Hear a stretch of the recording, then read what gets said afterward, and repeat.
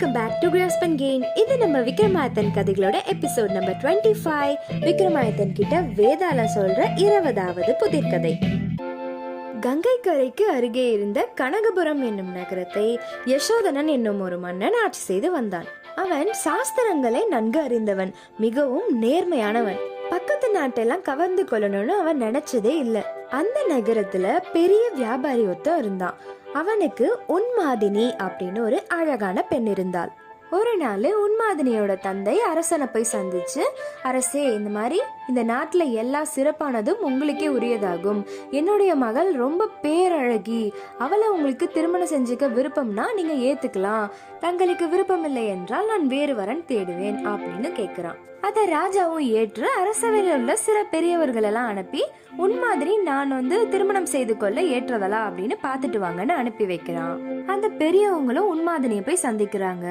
அவ ரொம்ப பேரழகியா இருக்கிறா.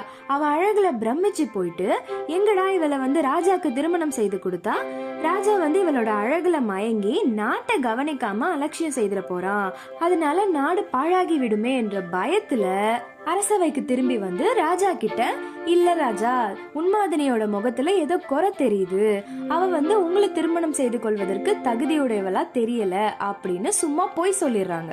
அரசன் உன்மாதினிய திருமணம் செய்து கொள்ள மறுக்கவே அவளுடைய தந்தை அந்த நாட்டு படைத்தலைவன் பலதரன் என்பவனுக்கு திருமணம் செய்து கொடுக்கிறார். அவர்களும் சந்தோஷமா வாழறாங்க. இருந்தாலும் உன்மாதினிக்கு அரசன் ஏன் தன்னை திருமணம் செய்து கொள்ளவில்லை அப்படின்னு உறுத்தலாவே இருக்கு. ஒரு நாள் தன் மாளிகை வழியா அரசன் வருவதை அறிந்து கொண்ட உன்மாதினி அரசன் தன்னை நிராகரித்து அவமதித்ததுக்காக பழிவாங்கும் விதமாக தன்னை நன்கு அலங்கரித்து கொண்டு அரசன் பார்க்கும்படி மாளிகையின் மாடியில போய் நிக்கிறா.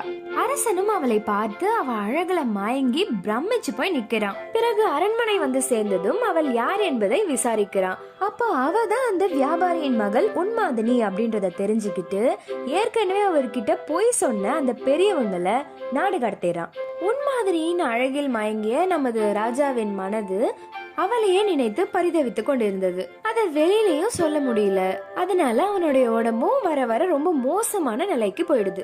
அதை கவனித்த அரண்மனையில இருந்த எல்லோரும் அரசனை இதுக்கான காரணத்தை வினவ ஆரம்பிக்கிறாங்க.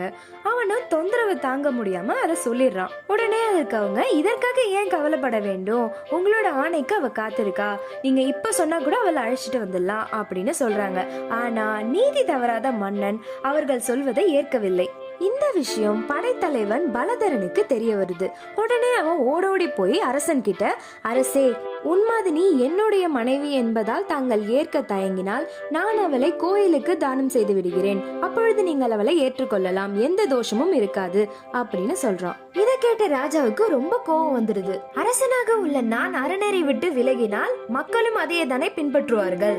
அது மட்டும் இல்லாமல் நீ உன் மனைவியை துறந்தால் நான் உன்னையும் சும்மா விட மாட்டேன். பெண்களின் கற்பை அவ்வளவு எளிதாக கருதி நடந்தால் உனக்கு நிச்சயம் தண்டனை கிடைக்கும் அப்படின்னு சொல்றான். இவ்வாறு தன் நேர்மையான எண்ணத்தோடு மன உறுதியாக அரசன் இருந்தாலும் உன்மாதினியின் நினைப்பு அவனை உயிர் துறக்க செய்தது. அரசன் இறந்த பிறகு உயிர் வாழ மனம் இல்லாத படைத்தலைவனும் உயிர் துறந்தான். இதோட 20வது புதிர் கதைய சொல்லி முடிச்ச நம்ம வேதாளம் விக்ரமாதித்தனை பார்த்து புதிர் கேள்வியை கேட்க ஆரம்பிக்குது. விக்ரமாதித்த மகாராஜாவே, இக்கதையில் உயிர் துறந்த இருவரில் யார் சிறந்தவர், அரசனா படைத்தலைவனா, கூற பார்க்கலாம். இக்கேள்விக்கான பதில் நீ தெரிந்தும் கூறவில்லை என்றால் உன் தலை வெடித்த சுக்குநூறாகிவிடும். என்ன ஃப்ரெண்ட்ஸ், இந்த கேள்விக்கு விடை நம்ம என்னதான் கெஸ் பண்ணாலும் விக்ரமாதித்தன் வேற விடையை தான் சொல்ல போறான். அதை நம்ம டைரக்டாவே தெரிஞ்சுக்கலாம். விக்ரமாதித்தனின் விடை இதோ, இருவருள் அரசனே சிறந்தவன் அப்படின்னு சொல்றான் விக்ரமாதித்தன். அதுக்கு நம்ம வேதாளம், அது எப்படி, தன் மனைவியின் பெருமையை நன்கு அறிந்த படைத்தலைவன் அவளிடம் மோகம் கொண்டிருந்தாலும் அரச விசுவாசத்தால் அவளை அவனுக்கு அளித்தான்.